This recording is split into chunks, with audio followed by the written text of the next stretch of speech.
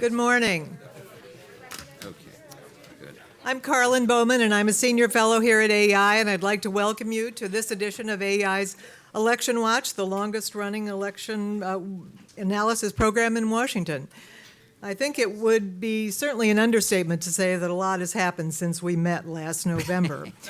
But here to help you all sort it all out are my AEI colleagues, Michael Barone, who's going to speak first this morning, and he's going to provide a roadmap of what to watch in the next few weeks. Henry Olson of the Ethics and Public Policy Center and author of the fine new book, The Four Faces of the Republican Party with Dante Scala, will speak second, and he's going to discuss the battle for the soul of the GOP.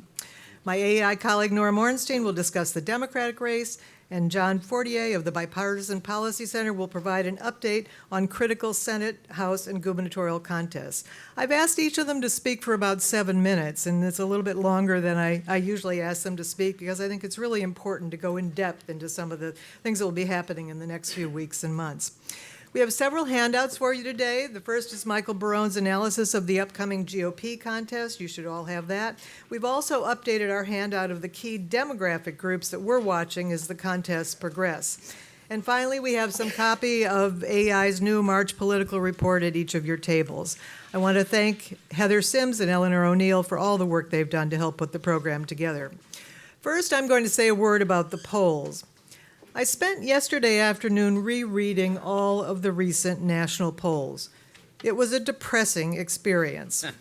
The responses to the questions about the major candidates, particularly Donald Trump and Hillary Clinton, were some of the most negative responses I've ever seen. Let me just give you a few examples. We've heard a lot about Trump's unfavorable ratings, but Hillary's are almost as high in many polls. In the new Quinnipiac poll, an identical 58% viewed both individuals unfavorably. In the same poll, only 42% said that she cared about people like them. 36% said that he did. 39% said that she shared their values. Only 35% said he did. The similarities go on and on. In the AP GFK poll, 65% said she wasn't honest. 60% said that Trump wasn't. Only 38% in that poll said she was inspiring. 37% said Trump was. 37% said that Hillary Clinton was likable. 26% said that Trump was. 44% told Pew that Hillary Clinton would make a poor or terrible president. 52% felt that way about Trump. In the new Ohio poll out this morning, Clinton ties or trails all four GOP candidates in the race. What's interesting about that poll is that Ted Strickland, the Democrat in the Senate race, beats Rob Portman. Yesterday, our friend Charlie Cook said that Jeb Bush was the wrong candidate, wrong for the times, and had the wrong last name. I've been very critical of the polls thus far this year, but looking back at the polls from a year ago, it should have been obvious to us how weak Jeb Bush was. In the NBC News Wall Street Journal poll from March of 2015, 42% of GOP primary voters said that they couldn't see themselves voting for Bush. Of course, in the same poll, 74% gave that response about Donald Trump. 60% of registered voters in another question in that same poll said that he would be too much of a return to the policies of the past, a theme we've heard a great deal about in this campaign. Nearly 6 in 10 said that it was time when it was important to look for a person who will bring greater changes to current policies, even if he or she has less experience and is not tested. In a Marist poll later in the year, 6 in 10 said that the more they heard about Jeb, the less they liked him. Although we don't have any such questions that are recent, George W. Bush still gets about the same amount of blame for the economy's condition as does Obama. 51% told Gallup last year that the Iraq War was a mistake, down from 63% in 2008, but 31% of Republicans felt that way. So the wrong candidate for the wrong time with the wrong last name. Jeb couldn't claim the mantle of public anger as Trump did because it just didn't suit his temperament. Around a quarter nationally, and we looked at this in the new issue of Political Report, tell the pollsters they're angry. A third of Republicans feel that way, and in South Carolina, 40% of Republicans gave that response. Last night in Nevada, 57% did. Interestingly, there are virtually no questions in the polling literature that use the word angry or anger before the late 1970s. In the past decade, there were more than 400 such questions. There are only 2 questions asked before 1980 that use the words liar or lying. In one, reflecting the post-Watergate mentality, 58% said that they would worry about a politician who said he would never lie to them. That was Jimmy Carter's slogan. There were a handful of questions about whether politicians were telling the whole truth about Vietnam, Watergate, and Chappaquiddick, but calling a politician a liar is something we didn't do and the pollsters didn't ask about. In the early years of polling, people were asked about their beliefs and not their emotions, and now the reverse seems to be true. We know that the primary process pulls our parties to their extremes. People who turn out to vote are the most passionate and the most politically pure. Over the past decade, however, self-identified Democrats have clearly moved to the left. In 2009, as the new issue of Political Report shows, 29% of Democrats identified themselves as liberals. In the latest Gallup poll, 45% gave that response. White Democrats have moved even more, from 28% in 2000 to over half today. During this period, Republicans have moved slightly to the right, but most Republicans have considered themselves conservatives. Nationally, about a third of Democrats today want a president who is more liberal than President Obama. So that's just a quick snapshot of some of the things that I'm watching in the polls right now, and now we'll turn to Michael Barone to talk about what comes next. Thank you. Well, thank you, Carolyn. You've explained why Hillary Clinton and Donald Trump are regarded as negatively by voters, and the only problem with interpreting the results is they have won majorities or pluralities from Iowa. Democrats, New Hampshire Democrats and Republicans, South Carolina Republicans, and Nevada Democrats and Republicans. And I think it's pretty clear that Hillary Clinton will win with black support. She got 76% of black votes in Nevada. She's going to win South Carolina next Saturday. That's pretty much predictable, about as much so as the clock. What's ahead after that? Well, we've got the next 2 or 3 weeks up through March 1st, March 8th, and March 15th could be pretty critical. Looking on the Republican side, on March 1st, so-called Super Tuesday, a set of contests that was concocted by Democratic governors to nominate a moderate Southerner who would then win the general election in 1988. They succeeded in their purpose, but for the wrong party from their point of view. We've got 12 states voting with 624 delegates, more than any other single day. You've got 3 caucuses or conventions in Minnesota, Wyoming, and Alaska. I'm not staying up for the Alaska results. You've got 9 primaries, 2 in New England, Massachusetts, and Vermont, where everybody is surveying the last 5 surviving Republican voters. And you've got 7 in the South with 471 delegates in state. Texas, Georgia, Tennessee, Alabama, Virginia, Oklahoma, and Arkansas. If you look at February polling, Donald Trump is leading in all but one of those states, Texas, where he's trailing Ted Cruz 37-29. So there's a good possibility he could run the table with the delegates there. He's already established, and if anybody had any doubts, they were resolved in Nevada, that there's a high floor on his support. 24% in Iowa, 35 New Hampshire, 32 South Carolina, 46 in Nevada. But if you look at February polling, one of the interesting things, only one state has got a poll where he's over 40. Massachusetts, seemingly unlikely, a small cadre of registered Republicans, 50%. Otherwise, he's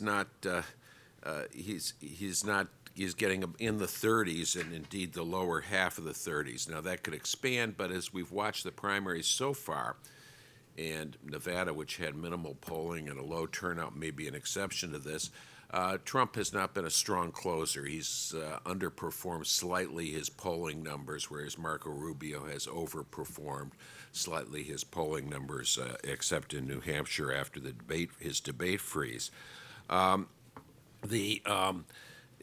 you know, overall, Trump's favorability is higher than it was at the beginning of this cycle. He has made a difference.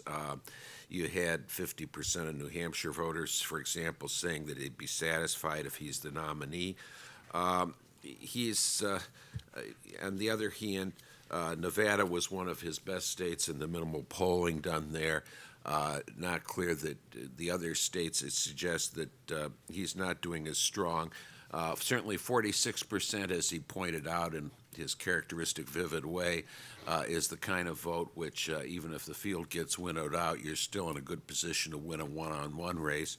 If you're getting 32% of the vote, which is what he's averaging in the 5 or 6 polls post-South Carolina in March 1st states, you have a potential vulnerability in one-on-one, as the NBC Wall Street Journal showed, where they did him one-on-one against Cruz and Rubio, and each won by 16 points.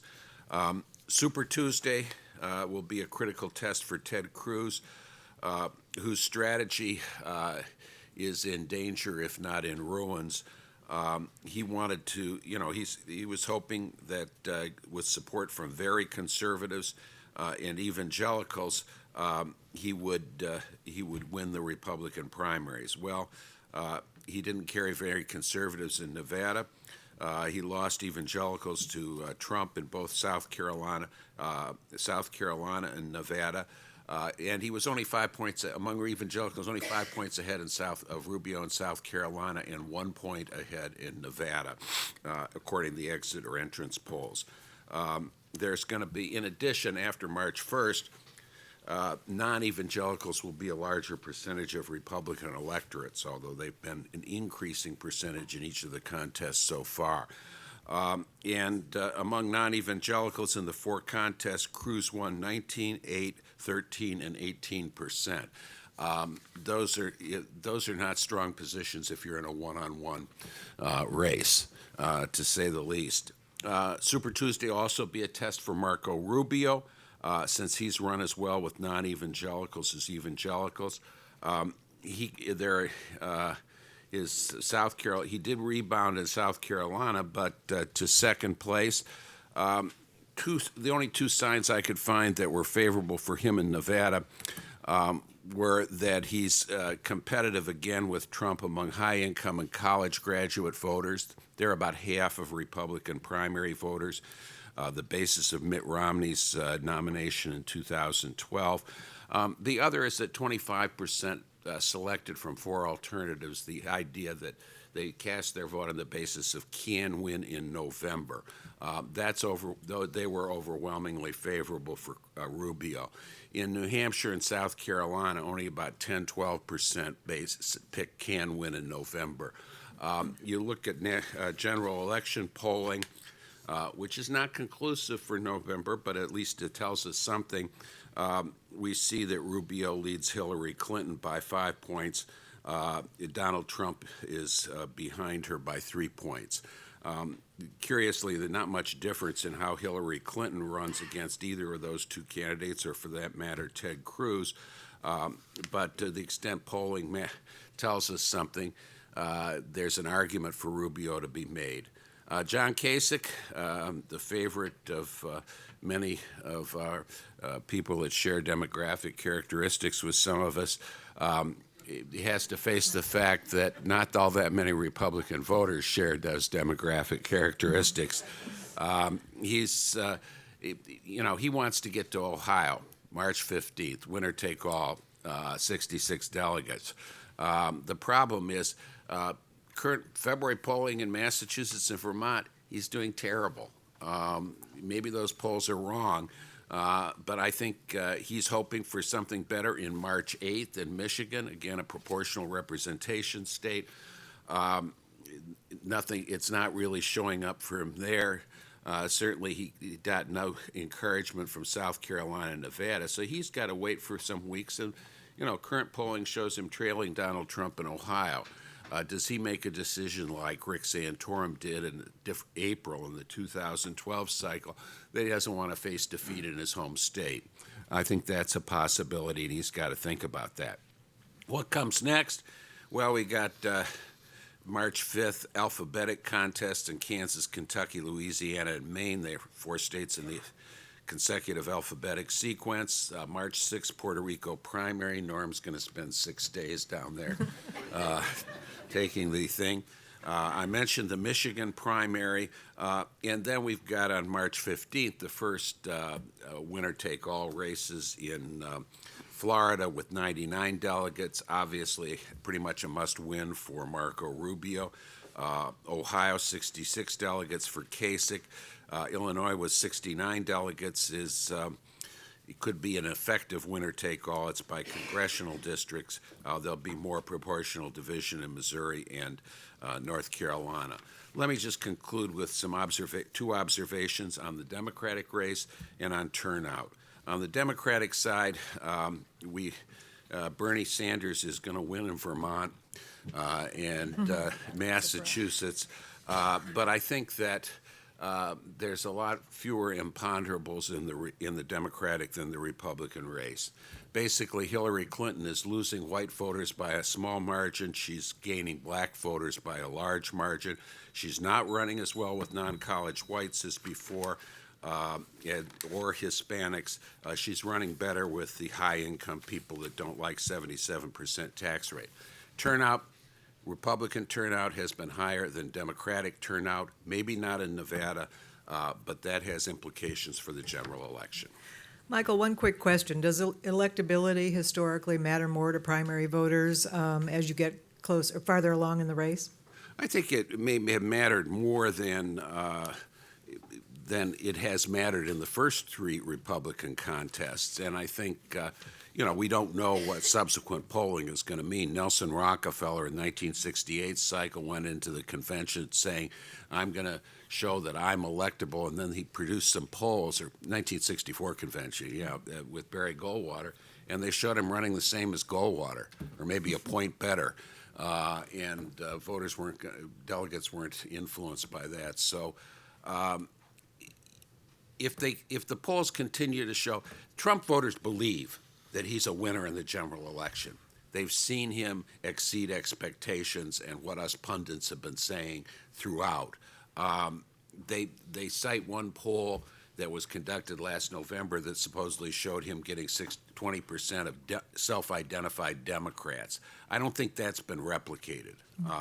The polling, that we've got averages out 45 for Hillary Clinton, 42 for Donald Trump. 42 means you're not getting Democratic votes there, and there's, so I think that if I was the Rubio campaign, let's say, I would be, or maybe the super PAC if they have one that's actually going to spend some money, I would make the electability argument and basically say, wake up next November, President Hillary Clinton. Mm-hmm.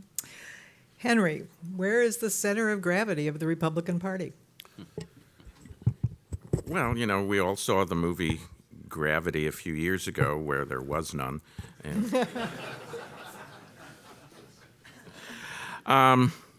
the center for gravity in the Republican Party is up for grabs, and I'll describe that in just a second and explain what's really going on is perhaps the most consequential fight for the Republican Party's soul since 1976. Before I get to that, I just want to offer a potential explanation for the size of Trump's margin. It's been pretty clear. There was one poll in Nevada prior to the caucuses that had Trump at 45.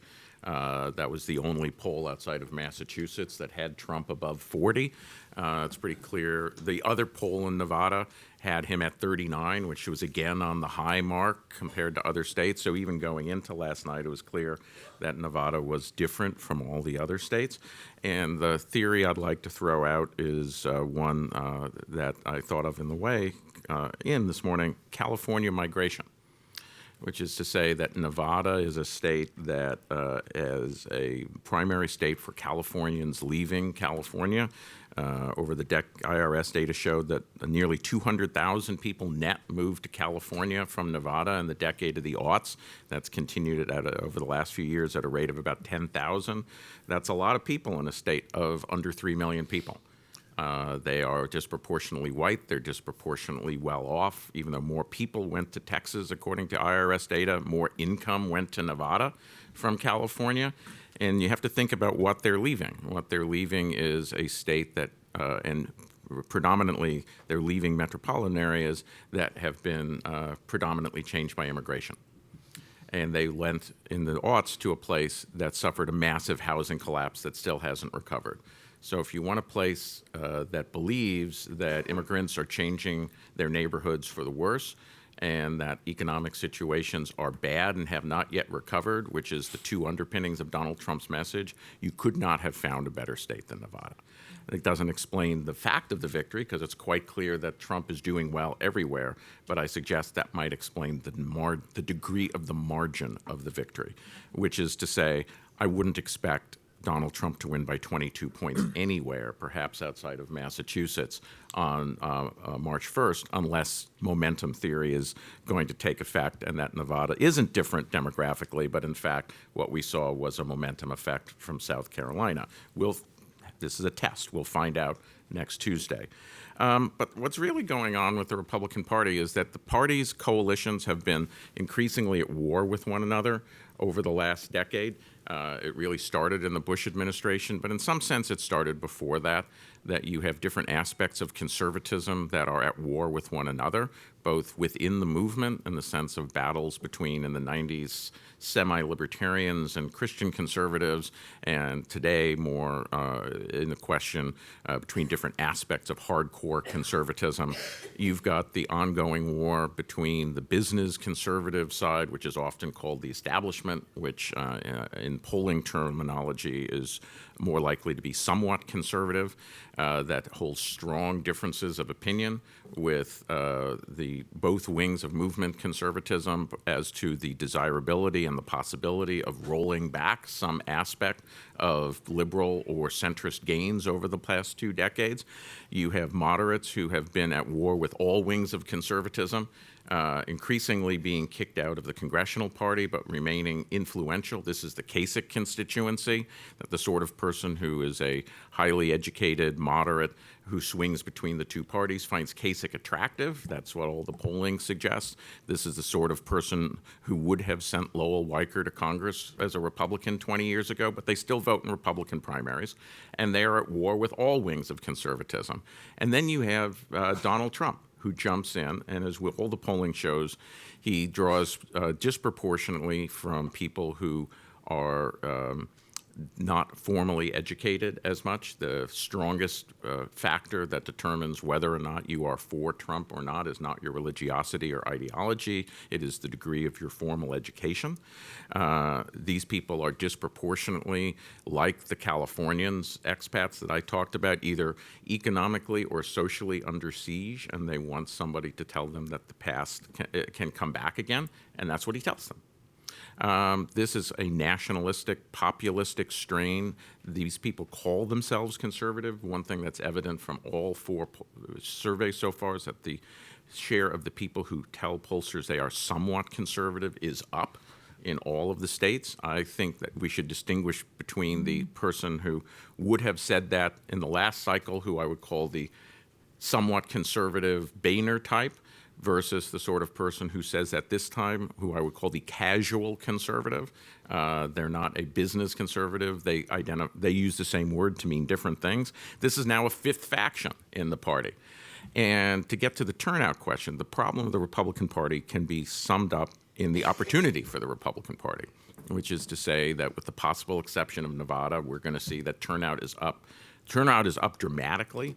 In the states where we have direct comparisons, turnout is up over Democratic turnout. In fact, in New Hampshire, Republicans outpoll Democrats, and there's such a large number of people who vote as a percentage of the general election that if everyone who cast a Republican ballot in New Hampshire cast that for the nominee, and if everyone who cast a Democratic ballot cast in New Hampshire in the primary, voted for the Democratic nominee, the people who did not participate in either primary would have to vote 60% for the Democratic nominee for that Democrat to carry New Hampshire, which is the quintessential swing state. It's the exact cusp of what a Republican needs to win the Electoral College.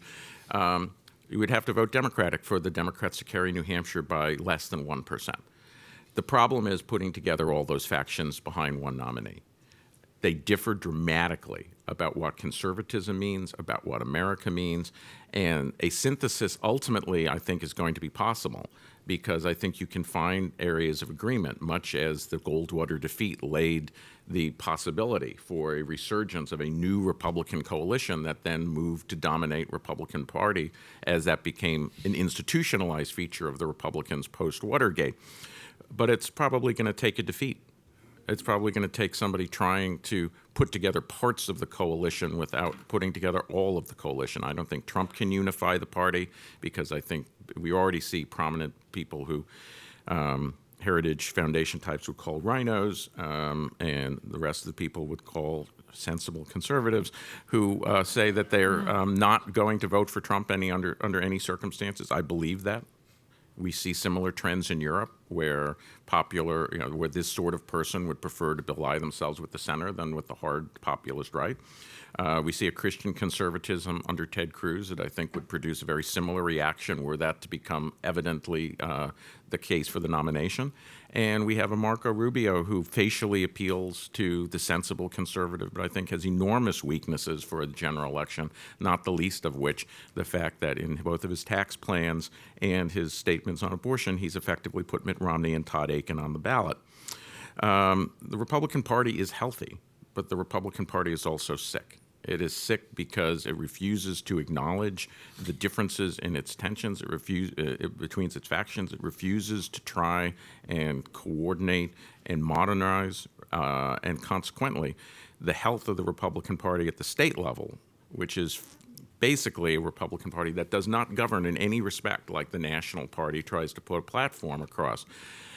Shows the way forward. The Republican disaster that we see happening in the primaries shows how very divided the party is and how it's going to take an act of statesmanship by the next nominee to put this party together in a way that can recapture the White House. Thank you very much, Henry. Just a quick comment. You're a real student of British politics. Boris Johnson, Donald Trump, are there some similarities? Well, yeah, I think Donald Trump is. I think Donald Trump is Nigel Farage with Boris Johnson's hair. That's great.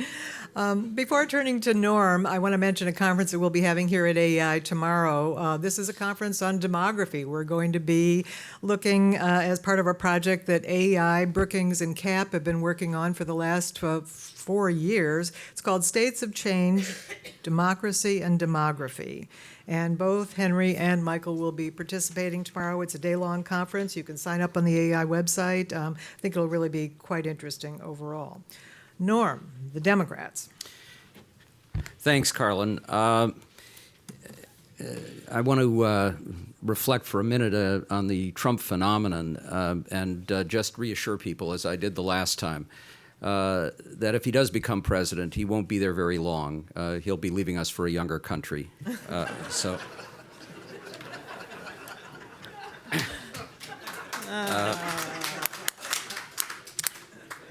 After last night, though, he is acting more presidential. In a gesture of reconciliation with the Pope, he said he'll only ask him to pay for half of the wall. So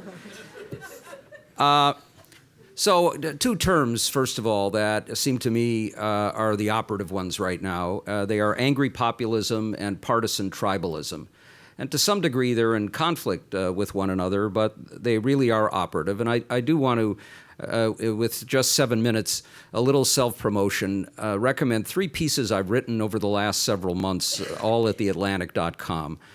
Back in August, I wrote a piece called Why This Time Might Be Different, which went very much against the grain of what was the overwhelming conventional wisdom at the time.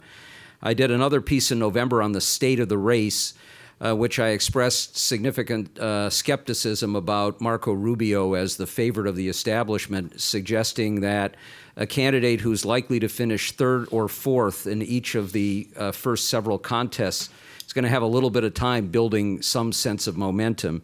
And then in January, I did a piece called The 8 Causes of Trumpism, which looks back more deeply at what's not just Donald Trump, but Trumpism.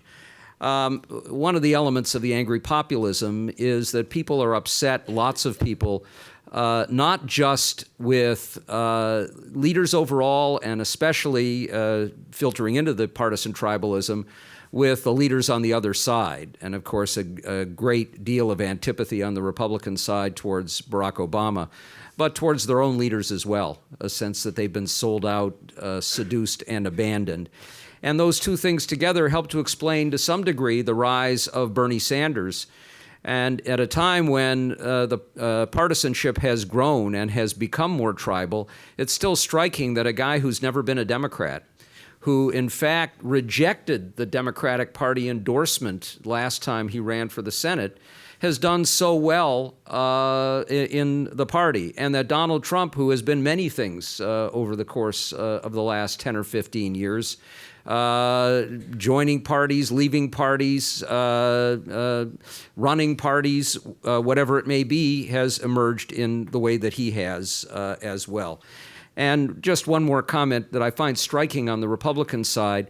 If you go back to 2012, Mitt Romney's ascendance to the nomination was made much easier by the fact that he was the only establishment figure with any chance of winning a nomination. And the first several months of the contest were characterized by all the other candidates believing that it was going to come down to Romney against an anti-Romney at a time when they thought the anti-establishment forces were strong enough that you could win. And they formed circular firing squads to destroy each other so that one of them could be emergent. And they let him basically walk right past the minefield to a point where he was almost unassailable. And this time it's been the other way around. It is Donald Trump against everybody else. And mostly they've turned fire on each other, and we're going to see that continue as we see Rubio and Cruz basically jockeying for position. And it's not helping, I think, either of them.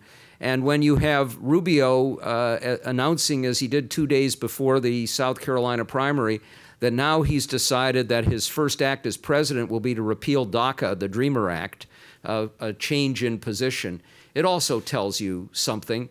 And finally, the angry populism, the immigration issue, which is reflected in that comment, is what fueled Trump's rise.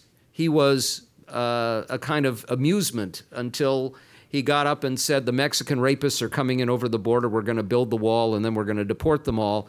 And that was his fuel forward. And that tells you something as well about the dynamic of American politics. Now, on the Democratic side, the dynamics always favored Hillary Clinton, but we have a contest. Now, it's a contest that is unlikely to result in the emergence of Bernie Sanders as a nominee. But there are a couple of things to keep in mind as we go forward.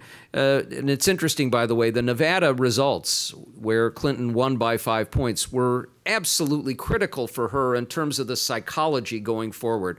The press corps would be all over the notion of another Clinton collapse if she had lost, which would have meant a few hundred people changing the course of history. And that, of course, tells you something about the nomination contest, that it's these early contests that are unrepresentative of the parties and of the country as a whole that tend to shape them.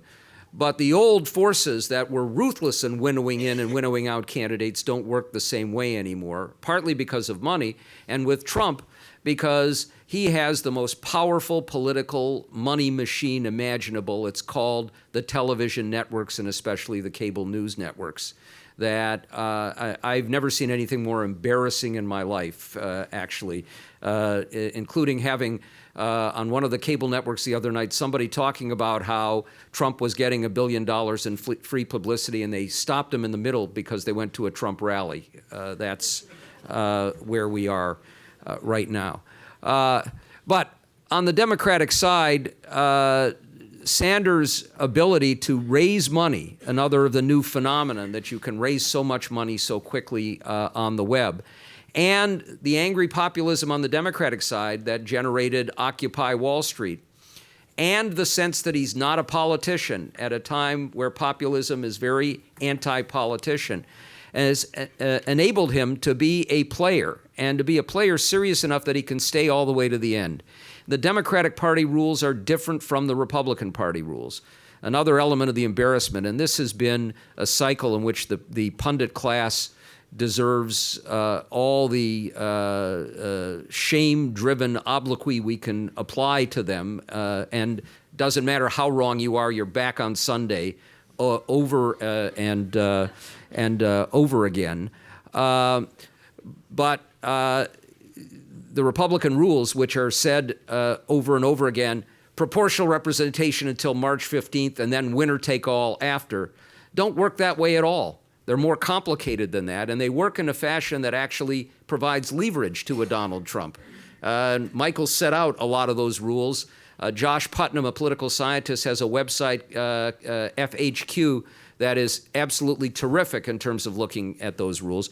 But on the Democratic side, it's much simpler. They're basically proportional representation almost all along the way, except for that sizable body of superdelegates. Now, the superdelegates give Hillary Clinton an enormous advantage, but the biggest advantage comes from the fact that the core Democratic Party base, especially minorities, who dominate in those primaries ahead, to a point where well over a majority of the delegates will have been selected before we get to the end of March, give her an enormous edge. And she will very likely, on Tuesday night, be very substantially along the way towards having a nomination wrapped up. And she's not going to have it formally, but will be basically at a position where it will be almost impossible to beat her before the end of the month. But Bernie Sanders can continue along all the way to the end and has every incentive and reason to do so. And in the end, will have 40% probably or more of the delegates at the Democratic convention. And that means that he will be a serious player. And right now, while it's interesting to watch what those margins are in the primaries ahead, and he will win some contests. He's stronger in caucuses, obviously, where you have some enthusiasm factor.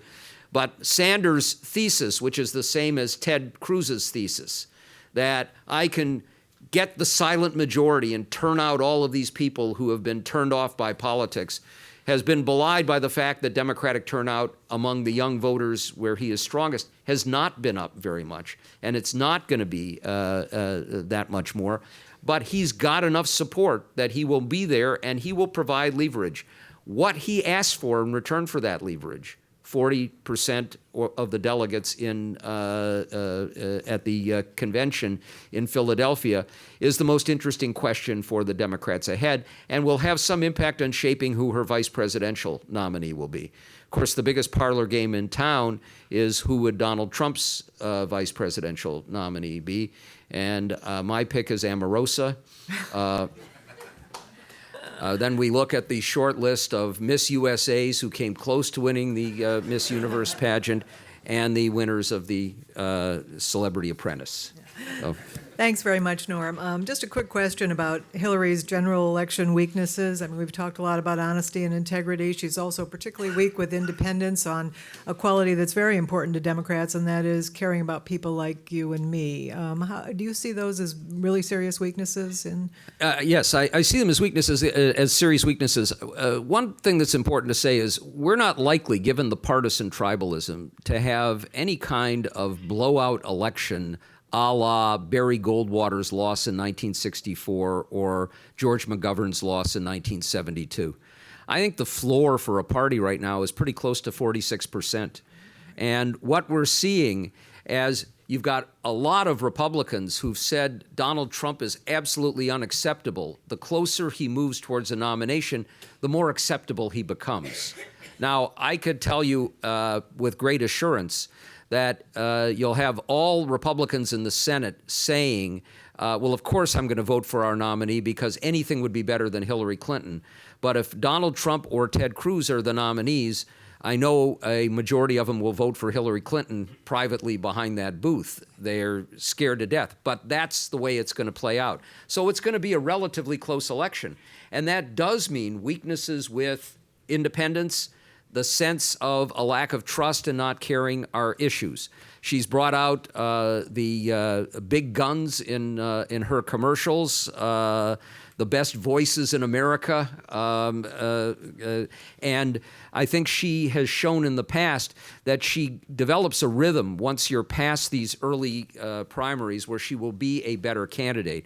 I would say, given the fact that she is likely to be able to create greater unity on the Democratic side, given the sharpness of some of the issues now as they'll be raised, given the immigration issue and others that are going to create more polarization but probably result in more incentive, even if it's a negative one, for minorities to turn out, she would be a prohibitive favorite to win.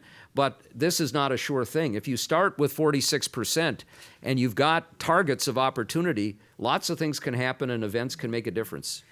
To underscore Norm's point, NBC News and the the Wall Street Journal have asked every month in their polls going back for quite a while, if the election were held today, would you vote for the Democrat or the Republican? And they're rarely separated by more than 2 percentage points, just 46, 44, 45, 46. It's very, very close overall.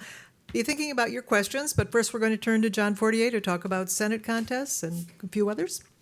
Great, thank you, Carlin. Let me just say one quick thing on the presidential race, and I'll jump into the other races. I think it's been well said by the other panelists, but there are some opportunities. Each of the candidates not named Donald Trump has their home state coming up in the near future, and I think we've seen it shown very difficult for anybody to beat Donald Trump in a 3-person, 4-person, 5-person race, but there certainly is polling showing a one-on-one race with Marco Rubio or Ted Cruz. One of them might be able to pull it out. How would we get to that point? That might be because candidates get knocked out because they lose their home states. And I am not predicting this, but if I were Ted Cruz and I went into March 1st on Super Tuesday and I lost Texas, that would be a very big blow. And that might actually shake up the race in a way we did not expect. Certainly it would be good for Donald Trump, who I assume would be the one who would beat him if that happened. But arguably it might also be good for Marco Rubio, who might be able to move to a more one-on-one race. I think that's not an unlikely scenario, but it may be one of the ways that we could get to a one-on-one race with Trump, which would change the dynamic of the race. Let's look at the Senate. The Senate, the numbers haven't changed any. We have a 54-46 Senate essentially, with Republicans, if they were to lose 4 or 5 seats, depending on the outcome of the presidential race, could lose control of the Senate. We expect the direction of the Senate to move in the Democratic direction. Many more Republican seats up, many more Republican competitive seats. How far will it move? I mean, I think you look at the most vulnerable seats for Republicans of Mark Kirk in Illinois and Ron Johnson in Wisconsin. Those two being very tough for them to maintain. And then a group of states like New Hampshire, Florida, Ohio on the Republican side, and Nevada on the Democratic side, which certainly could provide the margin for a change in majority. I think looking at it now, it looks like it will be close, right? It looks like it will be moving in the Democratic direction towards that 50-50 mark. But will it get over, and who will win the presidency? We'll have to see. One thing that's been asked in recent days is how will this controversy over the Supreme Court nominee affect these races? I think we don't know, but we do have some members who are in tough seats, like the ones I mentioned in New Hampshire and Ohio, where the nominee will be put in a bit of a difficult position. I will note that this is not just a problem of the general election, where perhaps taking a position against the nominee or not having hearings might be detrimental to them, but some of them are also looking at primary challenges, not necessarily serious primary challenges, but not wanting to really give air to a Tea Party candidate on the right by now admitting that or saying that they don't want to have hearings or don't want to consider a presidential nominee. So I think this could be a factor. It's going to be close. Let me throw my one other scenario out there that people are potentially could look at, and that is Republicans do succeed in holding off and either not confirming or not having hearings at all or of a nominee and getting to January 3rd, perhaps even winning the presidency with Donald Trump or someone at the top of the ticket, losing 4 seats with a 50-50 Senate. And many Republicans might say, oh, we made it. We're now going to have our president in place, being able to nominate someone at the Supreme Court, keep the 5-4 majority. And yet that period between January 3rd and January 20th, where there's a 50-50 Senate, would still be controlled by the Democratic Party. Perhaps we'd have Joe Biden casting the tie-breaking vote for a Democratic Supreme Court nominee, saying, What about that Biden rule? I don't remember that. And obviously making the argument that Republicans have been holding this up illegitimately for a long time. So while I don't predict that, I think the direction is close to 50-50. And there is that strange period of time where a majority might actually stay on the Democratic side for a bit before you would switch over. The House of Representatives is likely the firewall that Republicans have to maintain some part of control of government if they lose the presidency. Democrats need 30 seats to take over the House of Representatives. It's a tough road to hoe. Just a rough guide. We've had some changes because of some court changes to some redistricting maps. So a few seats of Florida and Virginia are more likely to go in the Democratic camp. But right now, without looking at all the specific races, there are 26 seats that President Obama won the district that a Republican now holds. That's a lot of seats, but it's not 30. And if you looked just down the road at how those break out, I think with redistricting, they're certainly going to gain a couple. There are 11 or so seats that President Obama, 11 or so additional seats that President Obama won significantly in the district, 6% or more. Those are targets. If you look at seats that President Obama won with 2% or more, you add another, you get up to about 20 or 25. But you really do, I think, need to have a wave of some sort. And people ask, well, maybe Donald Trump at the top of the ticket, or maybe some sort of falling of the Republican nominee might bring that. But it looks like you would need a wave of a roughly Obama-style win in 2008 for the House to move enough in the direction to even eke out a majority. And what that might mean is if there's a Hillary Clinton presidency, this would be the first time in over a century that a Democrat would win an election and begin without having a majority in both houses of Congress. So divided government that we see now continuing. We've seen it on the other side with the Republicans coming in with Democrats in charge, but we haven't seen it on the Democratic side in a very long time. Last thing on the governor's races, they're maybe not as interesting this time. This is the class of governors, smaller class. The large class comes up in 2018. Right now, Republicans have a very strong majority in the governorships with 31 governors, and Democrats have 18. There's an independent in Alaska. But I think there is the possibility for a small Republican gain. We've had a couple of seats swap hands, with Louisiana going to the Democrats and Kentucky going to the Republicans. But again, there are only 12 races. And you have states like Missouri or New Hampshire, West Virginia, where Republicans have a good chance, as well as some other places like North Carolina and maybe Montana, one on each side.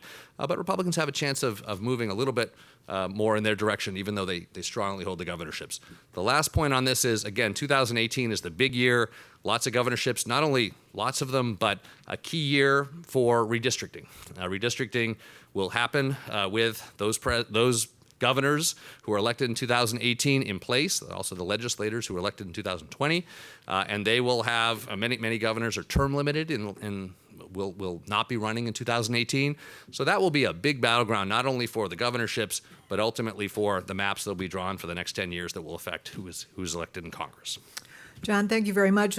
Two quick questions. Who's having a better recruiting season? I mean, if you look at a state like Colorado, where Republicans thought they had a good shot, I think they have, 12 or 13 candidates? And a second quick question, are House retirements pretty much on a par with where they've been at this point in the cycle in the past?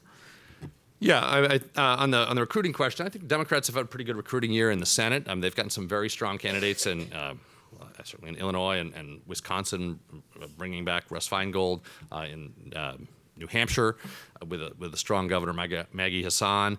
Ohio with Ted Strickland, probably the best statewide candidate they had. So I think Republicans have generally done better on recruitment. Retirements are there have been some recent and somewhat surprising retirements, but they're not particularly up. Thank you so much. Now I'll ask the panelists if they have any other questions, and I think, Henry, you indicated that you did for each other, and then we'll turn to you. I don't really have a question, but I wanted to just reiterate and reinforce what Norm was saying with respect to Hillary's, is that Democrats, unlike Republicans, do not give equal numbers of delegates by congressional district. They give weighted numbers of delegates, and by the degree to which they are Democratic, which means African-American districts send many more delegates.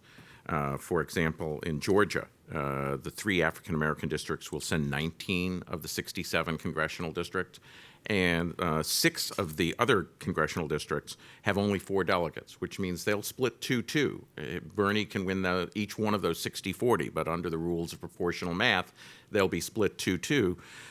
This is true in Texas. It's in Alabama. There are 35 delegates that are up by congressional district. 9 of them come from the African-American CD7. Her lead among these voters, and with the way that delegate math is attached, means that she will come out of these states with even more of a delegate lead than you would expect simply by applying the states proportionally, because of the overwhelming importance African-American voters have in the way that delegates apportion the way the Democrats apportion their delegates. Yeah. And just one point to add on to, Reince Priebus tried to engineer rules this time that would work in favor of a quick conclusion with an establishment nominee. And it tells you something about how the best intentions can lead to the opposite reaction. With especially these 20% thresholds in a lot of these earlier states, if you have a whole bunch of candidates who stay in, and there have been incentives to stay in now, including the super PACs that enable you. You know, John Kasich right now doesn't have a lot of his own money, but he's been ramping up a super PAC that can keep him in the race for a while longer. And it means that if one candidate gets over that threshold and the others don't, it's not proportional anymore. As we saw, South Carolina is a little bit different, but you can win all the delegates. And now this is working very much to the advantage of a candidate who has a plurality support. So the pundit stuff, well, if he's at 25% ceiling, there's no way he can win. If there's a 35% ceiling, there's no way he can win. First of all, the more you win, the more your ceiling goes up. But secondly, what we've seen is at 35% ceiling, you can win a whole lot of delegates. Michael, quickly.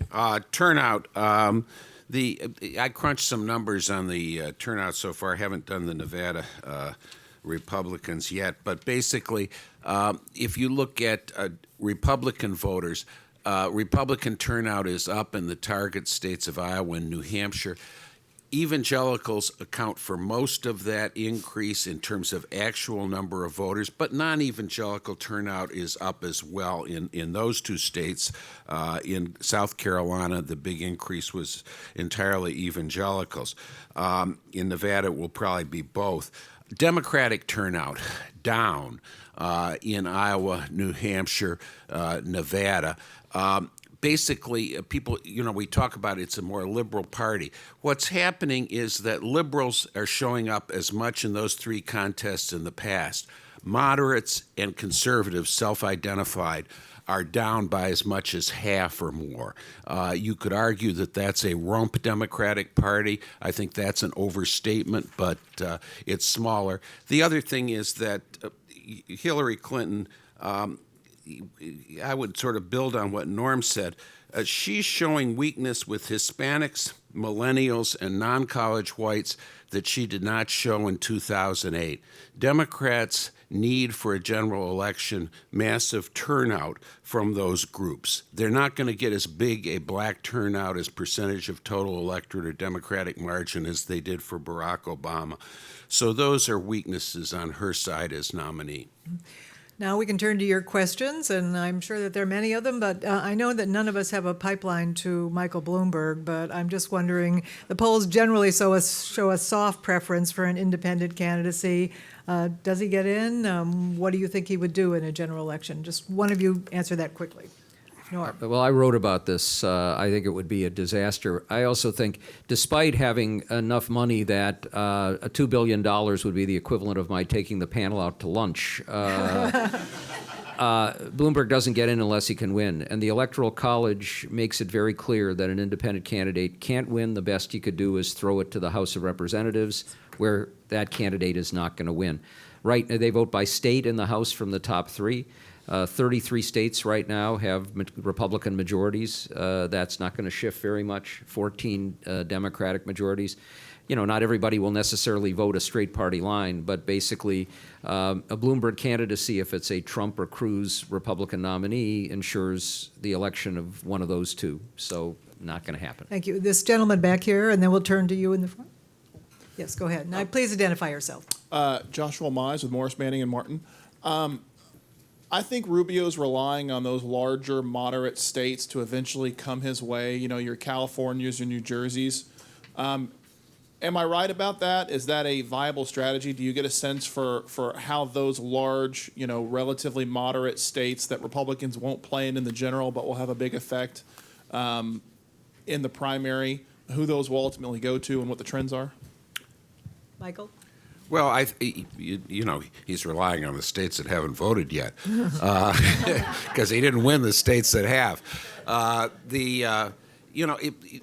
see echoes here. If this race did come to a 1-to-1 Trump-Rubio, not clear it will, it would look in some ways like Romney versus Santorum looked in Ohio, Michigan, Wisconsin, and Illinois, which were kind of the crucial states there, with Romney tilted towards large metro areas, more affluent voters, more highly educated voters. That would be also Rubio's demonstrated a tilt in that constituency towards him, and the less educated going the other way. Trump, I think, is obviously a stronger candidate at this point than Santorum was then, and Santorum came very close to carrying both Michigan and Ohio. So I don't think that's anything like a slam dunk for Rubio.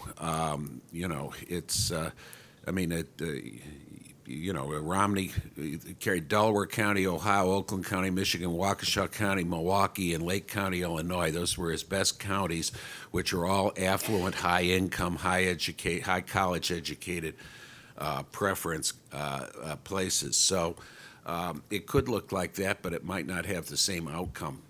Can I add that I do think that, first of all, there's the question of if we were to get to that when it happens, it may already be too late for Rubio. But when a candidate like Donald Trump can win in South Carolina and looks very likely to win big in Massachusetts, this is not a purely conservative candidate in sort of traditional ways of describing this. And there are plenty of moderate northeastern states, we call them moderate northeastern states, where Donald Trump's going to play very well. So I do think Rubio has a chance one-on-one, but it's not just because he picks up some of the moderate states. It would be a different patchwork.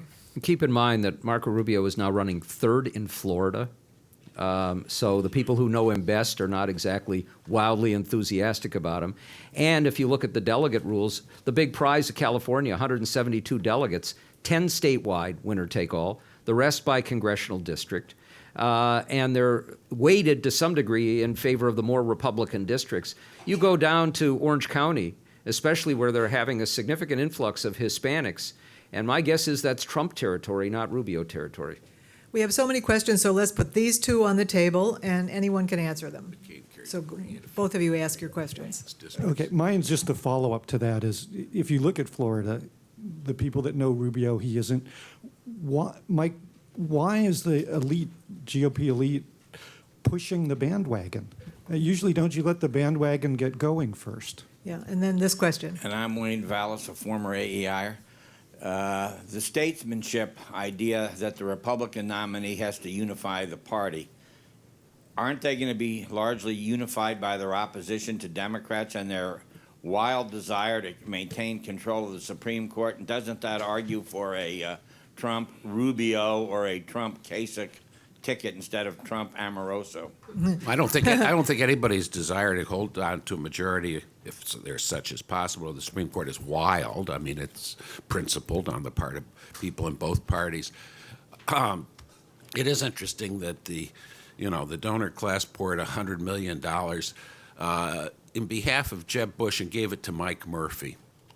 That may turn out to be the biggest blunder of the Republican season. Henry, do you have comments? I think there are elements of the Republican Party that want control over anything, but the fact is Trump is both stylistically, personally, and issue-wise at odds, and almost offensively so, with a very large number of Republican constituents. It's very hard for me to see how, even if the leaders rally behind, that the voting populace that supports these people would fall behind to a unanimous degree. I think you're already seeing that in the polls. I think it'll only get worse once Trump actually undergoes scrutiny, as opposed to the free pass and the free media that he's gotten so far. So then you have to ask, who would want to be number two under Donald Trump?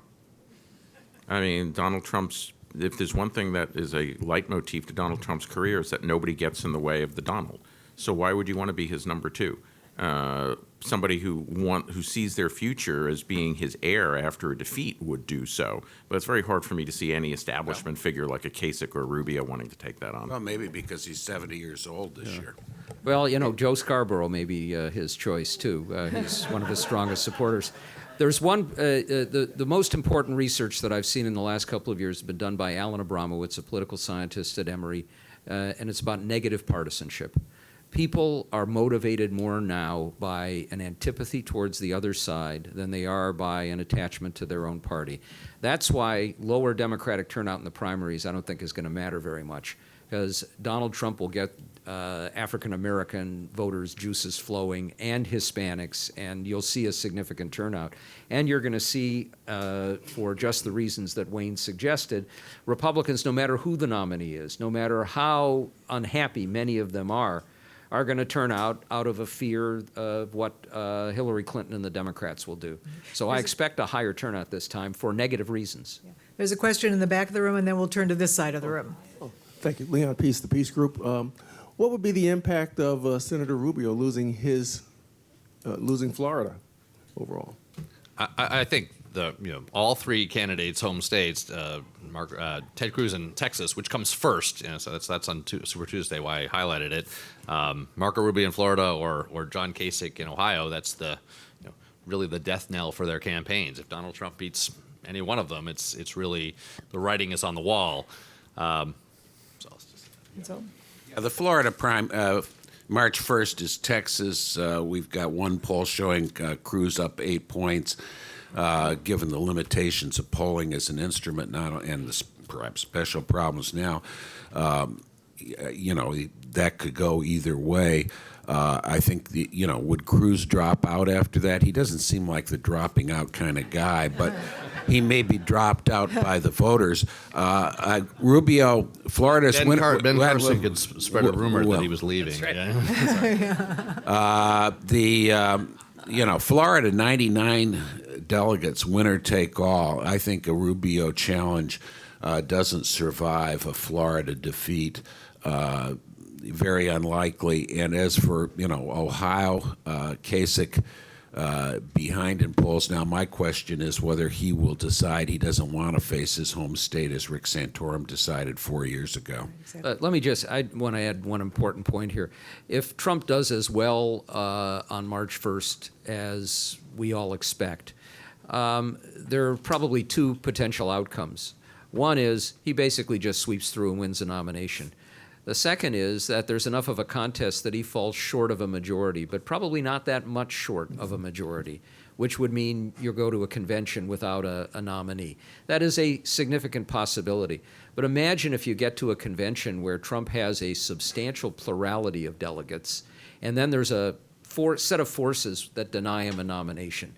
That is probably the biggest nightmare a party can have. That's one that drives people apart and forces them in another direction and might get him out of spite to run an independent campaign. He won't be on the ballot in all the states, but it doesn't matter if he's on in 2 or 3 pivotal ones. That's all she wrote. Well, there are 156 delegate votes for members of the Republican National Committee. Yeah. My guess is that not a lot of them today are thinking about voting for Donald Trump, and that would provide fuel for what Norm described. Henry? First, with respect to Trump, I think if that were to happen, he wouldn't need to be on the ballot. I mean, how hard is it to spell Trump in a write-in campaign? Yeah.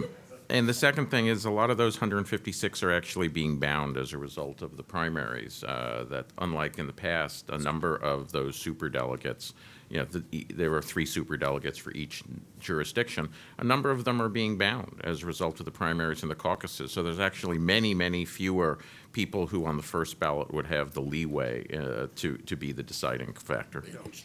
Questions from this side of the room? Right up here. I'm sorry. We have one back in the back that I've forgotten to. Excuse me. I'm sorry. That's okay. Hi, Lauren McDevitt with Hearst Television. You spoke about how the housing crisis and immigration impacted the results in the Nevada caucus.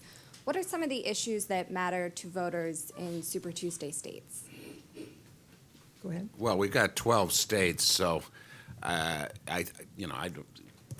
I don't think we can go through all of them. I mean, you know, you've got the bulk of the delegates, 400 in Republican side, 471 of 624 are in southern states, varying, you know, degrees of high participation by evangelicals, et cetera, et cetera. I don't think we can we have time to go through all the specifics on that. You know, you're on the Democratic side. You know, it's you look at the black person. Hillary Clinton is not carrying white votes. She's carrying black votes by 76% in Nevada, and probably percentages below Barack Obama's 2008, but still very substantial majorities. And that's going to give her almost all of those states. The one that I've seen where it's closest is Oklahoma, and in West Virginia there was a poll for. Which a May primary, showed a big margin for Bernie Sanders. That was Hillary. So Hillary Clinton, Oklahoma, Arkansas, and West Virginia were her best states against Barack Obama. She's weak there now. Yeah, Go ahead. Yeah, one thing that you should take a look at on the Super Tuesday states is states like Virginia, where no poll has Trump over 30%. It's one of the more moderate states. It's also the state that's within D.C. That's a place where the demographics suggest a Rubio upset is possible, or a very close challenge.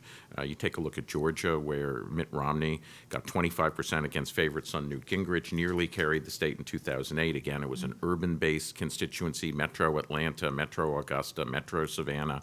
Rubio is now tracking very closely to Romney in those areas. You could easily see, again, there's no poll that has Trump above 34, 35. In Georgia, Rubio's now pulled ahead of Cruz in both of the post-South Carolina polls.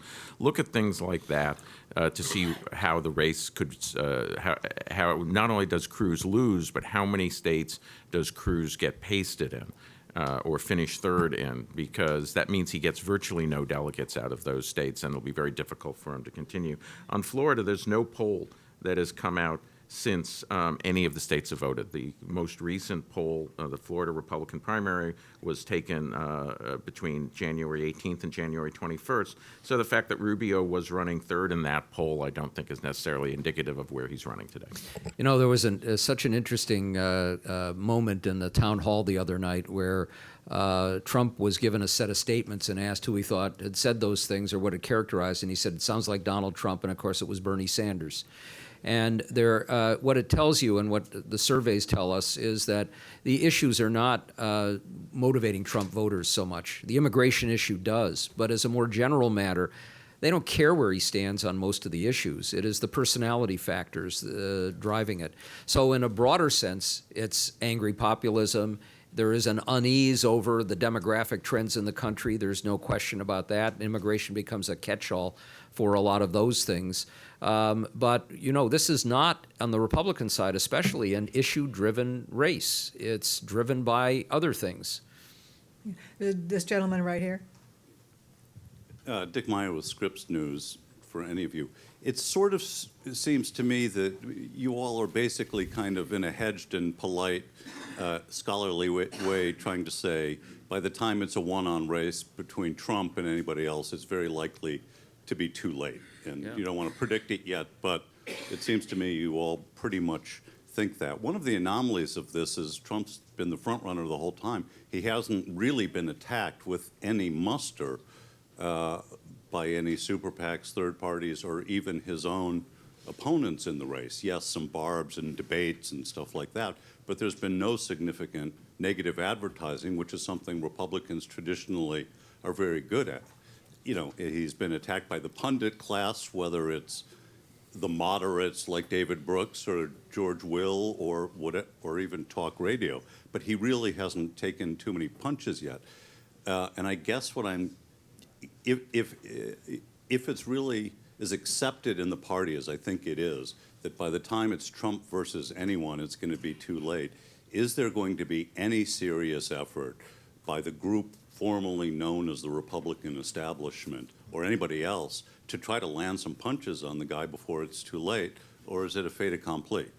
Here at AEI, we don't know that there's such a thing as the Republican establishment. No, I mean, well, fascinating. Super PAC, only 4% of Super PAC money went to attack Trump. You know, Republican attack ads are strong. Democratic attack ads have been lots of those too. I think that the stronger argument against Trump is something along the electability, and this maybe tracks with what Norm was saying about negative things. You run Hillary Clinton against Donald Trump, the specter of a Clinton presidency, and so forth. That's as far as what we think is going to happen. I think we have to, one wants to be open to contingencies, and that's been the case. There have been some contingencies that have occurred that many people didn't think were likely, but have occurred, and we'll see if there are more. So, I mean, I do think we've all been hinting at this. The time will run out. The reason I pointed to Super Tuesday is because of the three home states, Ted Cruz's comes first. I mean, Henry, I think, rightly hinted that it's possible Ted Cruz, who hasn't been doing quite as well recently, will do poorly in other states as well. I think Donald Trump will do quite well on Super Tuesday, but maybe Marco Rubio will do pretty well too, and the story will be, boy, Ted Cruz has fallen. That's maybe the earliest possibility of setting up something like a two-person race. And on the question of negative advertising, I mean, partly, a one-on-one race about electability, it's easier to run those sort of ads. And if it really does look like Trump is going to win, there's hedging of the bets within the establishment too. You're not ready to attack the person you think might be not inevitable, but the leader. So I think it's hard to see this all coming together. But I do think the Super Tuesday possibilities and Ted Cruz not doing well would be one of the better ways for Republicans to have a one-on-one shot, or some Republicans to have one-on-one shot with Trump. And I want to take you back to the 2012 analogy. If you go back to the early debates, Mitt Romney stood there. If he'd been in a white suit, there wouldn't have been a speck on it. They all went after each other. And as each of them rose, it was like whack-a-mole. The others would knock him down. And by the time you got to what was close to a one-on-one race, which was Romney-Santorum, there was nothing left. And I think what's happened now is the strategy has been to knock everybody else out to get to that one-on-one race, but it's a different world because you're not going to move down that rapidly. There are incentives under the rules for candidates to stay in. And if you're John Kasich, you're going to do whatever you can to get to Ohio, because if you win that block of delegates, you're a player at a convention and anything can happen. So it's very difficult to get to that point. And now you're starting to see, just look at Priebus now turning around and saying nice things about Trump. They do not want, at this point, with somebody who seems on a path to be the nominee, to go after him in a way that might damage him, not enough to keep him from winning the nomination, but that would make him weaker further down the road. So I'm a little skeptical. This is, it's a level of ineptitude in some ways that I suppose is predictable, but still. Our time has run out too, but I'm going to give Henry the last word, and I want to thank all of you for coming. Henry. I do think that unless it's a one-on-one race or unless there's an unholy alliance between Rubio and Kasich on March 15th, I won't run in your home state, you won't run in mine, that's the date that Trump clinches the nomination. I do think that Ted Cruz is, even if he wins Texas, is going to do very poorly in many of the other states and will get, under the rules, very few delegates, and he has a moment of decision on March 2nd, because then the question is, will he be the person who holds up the coalition from forming? But with respect to attacking Trump, there's really two questions if you need to do it. One is, should you be doing it to rally the people who think like you, to unify them behind a candidate, which is Michael's implicit argument, which has been the subject of every single possible attack ad? Or is it trying to get in the mind of soft Trump supporters to say, this is a guy who has treated principles and political action the way he treats his wives and his contracts. And if you think he's got your back, you're fooling yourself. And by the way, I share your values. The thing that has struck me about this is that not a single candidate has even tried to begin to occupy the space that Donald Trump has, except on immigration. I watched Donald Trump's victory speech in New Hampshire. After thanking his family and his supporters, the first thing he talked about was free trade. This is not an immigration question. This is a question where his supporters feel that the elites of both parties have abandoned them. They don't care about them. They think that they are beneath contempt. And Donald Trump is coming and saying, like the football star to a wallflower at the dance, I love you, come dance with me. And no one is asking that girl to dance, and they deserve the defeat they will get. And on that note, thank the panel. Thank you all for coming. Tell us how you really feel.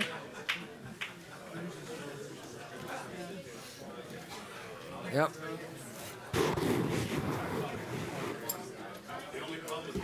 Wow. That was terrific, wasn't it? Okay, now I'm coming, and what time?